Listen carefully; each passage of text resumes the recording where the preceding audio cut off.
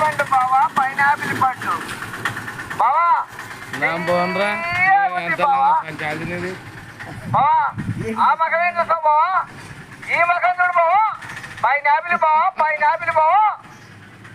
అక్క పుల్లగుందక్క, పుల్లగుందక్క, పుల్లగుందక్క. అక్క ఎక్కువ మైలేజ్ ఇస్తుంది. రాడక్క రాడమ్మ పోతుందక్క, అవతల కేరి పోతుందక్క.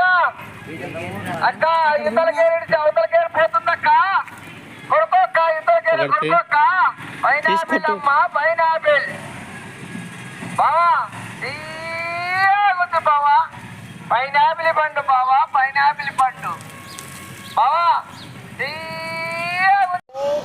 ఇక్కడ కొడుమూరులోన పైనాపిల్స్ అమ్మే వ్యక్తి ప్రతి ఒక్కరు కూడా యాపిల్స్ పండ్లు అని చెప్పి అమ్మడం జరుగుతుంది. ఇక్కడ ఒక వ్యక్తి పండ్ల వ్యక్తి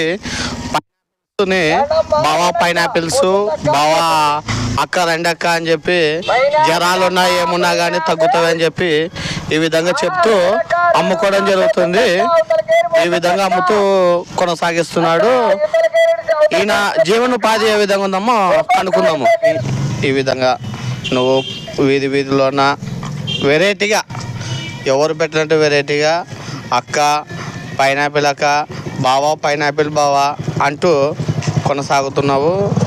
ఎందుకు నీకు ఈ విధంగా ఆలోచన వచ్చింది? మంచి వ్యాపారం బాగుండాలని, చెప్పా కదా, వ్యాపారము బాగుండాలని అందువలన ఇది తిరిగి చెప్తున్నాము. మంచిగా ఆరోగ్యానికి బాగుంటుంది. ఇది జ్వరం వచ్చిన వాళ్ళకి కానీ బాగుండాలి కానీ అందరికి అది దిడ్డిలో కానీ పోతుంది, ఏమన్నా రోగం ఉంటే కూడా. అందువలన చెప్తున్నాము, తిరిగి అమ్ముతున్నాము. మంచిగా ఉంటుంది, మంచిగా ఉంటుంది ఇది పైనాపిల్ పండు. రక్తానికి కానీ మంచిది, ఇది ఆరోగ్యానికి మంచిది. అందువలన గేరి తిరిగి అమ్ముతున్నాం పైనాపిల్ పండు. ఇది పైనాపిల్ పండుని గేరిన తిరిగి అమ్ముతున్నాడు.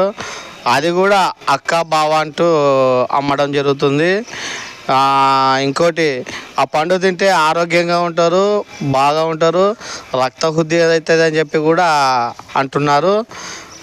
ఎవరైనా డాక్టర్లు ఏమైనా ఈ విధంగా చేయమని చెప్పి సూచనలు ఏమైనా ఇచ్చారా?